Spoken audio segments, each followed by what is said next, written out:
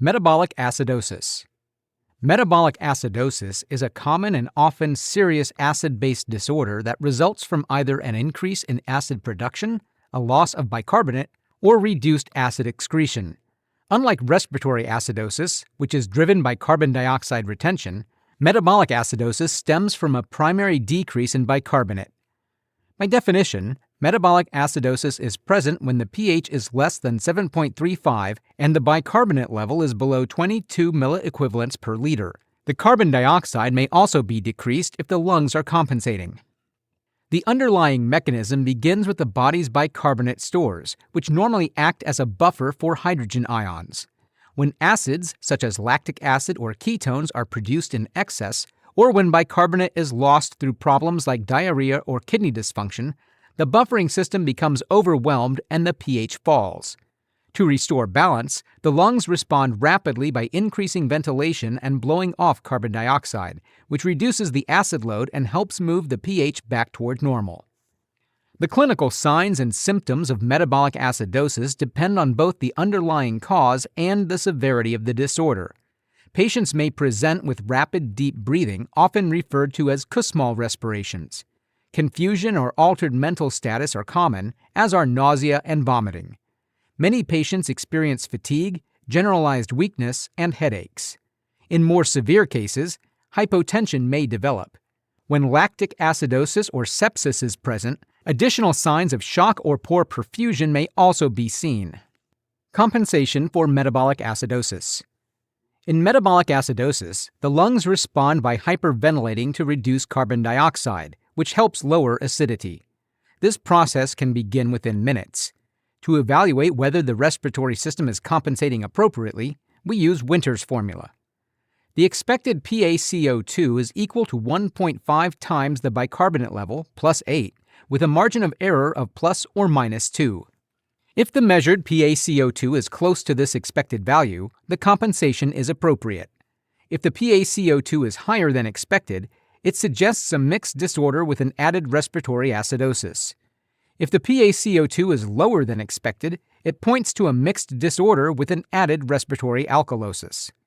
Let's look at some examples. In diabetic ketoacidosis, the arterial blood gas might show a pH of 7.10, a bicarb of 12, and a carbon dioxide level of 24. Clinically, the patient may have fruity-smelling breath, Kussmaul breathing, and signs of dehydration. The lungs are hyperventilating appropriately as a form of compensation. Management includes insulin therapy, fluid resuscitation, and careful monitoring of electrolytes. In another case, consider a patient with severe diarrhea.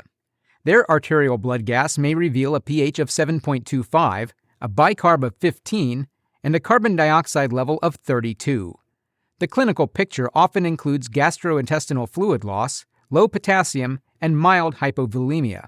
Here, the compensation is partial, with the lungs making some adjustment through increased ventilation.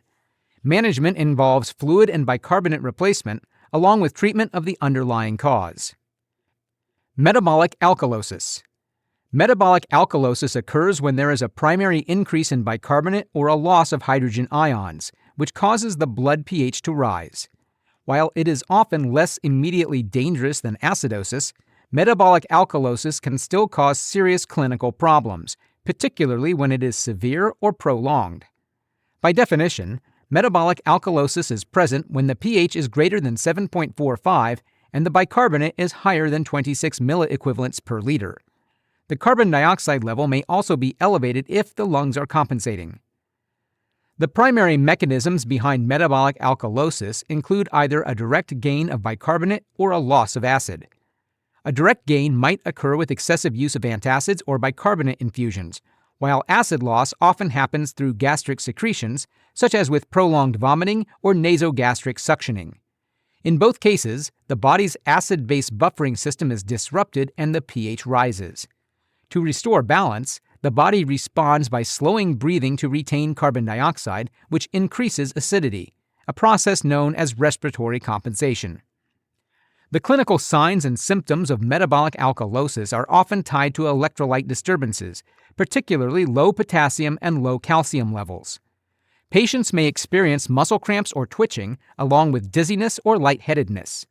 Numbness and tingling, known as paresthesia, can occur in the face or extremities. Weakness and fatigue are also common. As a compensatory response, breathing may slow, leading to hypoventilation. In severe or rapidly developing cases, arrhythmias may appear, which can become life-threatening if not corrected. Compensation for metabolic alkalosis. In metabolic alkalosis, the lungs attempt to compensate by reducing ventilation. This allows carbon dioxide to build up, which lowers the pH toward normal. However, this response is limited because ventilation cannot slow down too much without risking inadequate oxygenation. In acute compensation, the PaCO₂ rises by about 0.5 to 0.7 millimeters of mercury for every 1 milliequivalent per liter increase in bicarbonate. For example, if an arterial blood gas shows a pH of 7.50, a bicarb of 34, and a carbon dioxide level of 45, this would indicate metabolic alkalosis with appropriate respiratory compensation. It is important to remember that compensation may be incomplete, particularly in patients who already have respiratory disorders or in those who cannot safely reduce their breathing due to hypoxia. Let's look at a few examples of metabolic alkalosis. In vomiting-induced alkalosis, the arterial blood gas might show a pH of 7.49, a bicarb of 30, and a PaCO₂ of 42. The clinical picture includes prolonged vomiting, hypokalemia, and low urine chloride. The interpretation here is metabolic alkalosis, and the appropriate treatment involves intravenous fluids with normal saline along with potassium repletion. In diuretic-induced alkalosis, the blood gas may show a pH of 7.46, a bicarb of 28, and a PaCO₂ of 40. The clinical history reveals recent furosemide use, volume depletion, and low potassium. This represents early metabolic alkalosis. Treatment includes stopping the diuretic and replacing both fluids and electrolytes.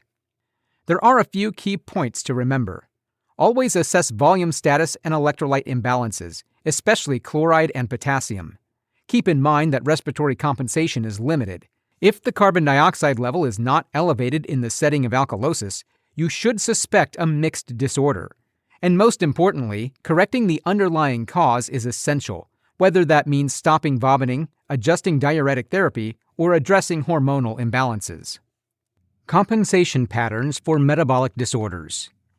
When a metabolic disorder alters the body's pH, the respiratory system tries to restore balance by adjusting how much carbon dioxide is exhaled.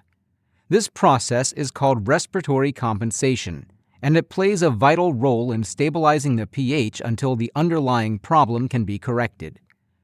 Unlike renal compensation, which may take hours to days, respiratory compensation begins within minutes and usually becomes fully effective within several hours. Even so, it has limits. It can reduce the severity of an imbalance, but it can never completely correct the pH on its own. Here's how the body compensates. In metabolic acidosis, the respiratory system increases both the rate and depth of breathing, a process called hyperventilation. By blowing off carbon dioxide, the body decreases carbonic acid and raises the pH. In metabolic alkalosis, the opposite occurs. Breathing slows in order to retain carbon dioxide, which increases carbonic acid and lowers the pH. This response, however, is more restricted because prolonged hypoventilation can lead to dangerously low oxygen levels, especially in critically ill or already hypoxic patients. For more helpful resources, visit our website at respiratorytherapyzone.com.